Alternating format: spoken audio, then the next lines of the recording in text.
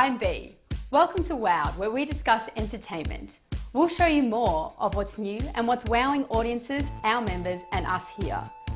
Today we're going to chat about the new Red Hot Chili Peppers album, I'm With You. And to celebrate this year's most anticipated game, Call of Duty Modern Warfare 3, we'll be counting down the top 5 first-person shooter game series of all time. But to begin, let's have a look at the new movie, Something Borrowed.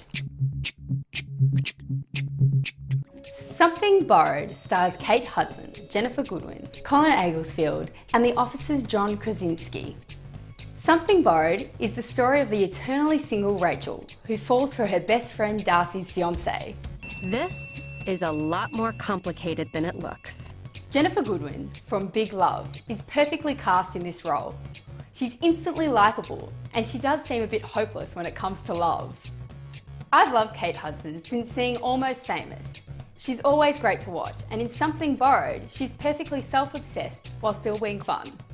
But my favourite in the movie is John Krasinski, best known as Jim from the US version of The Office, and I could happily watch him in anything.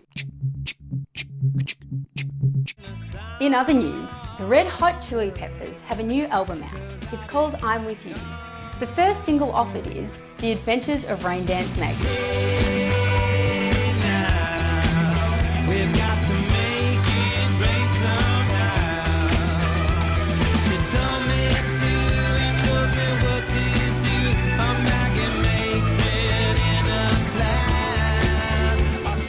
I'm With You is the band's first studio album to feature guitarist Josh Klinghoffer.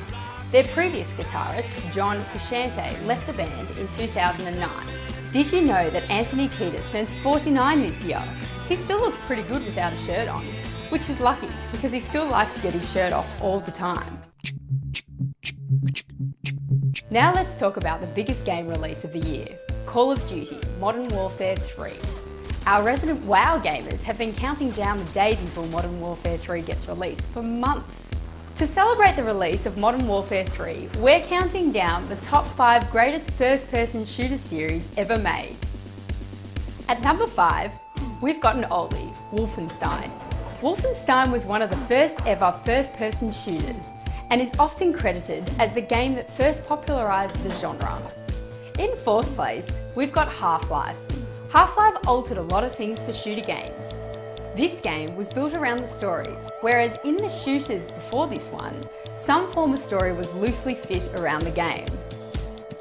Coming third is the Battlefield series. This is probably the most realistic of the first-person shooters. I find this one a little bit hard to watch. It's pretty gruesome. In 2nd place, we've got the Halo series. Halo even spawned its own TV show, Red vs Blue. Halo 3 broke the all-time sale record for visual media with over $170 million in its first day of sales. That brings us to number 1. No surprises here, we've given the number 1 spot to the highest selling first-person shooter game series of all time, Call of Duty. If you'd like to add more to the conversation, if you think we've robbed any first-person shooter games of their rightful places, or if you just want to say hi, please do get in touch. We'd love to hear from you. I'm B, and I can't wait to hear more from you on Facebook and Twitter. See you next time.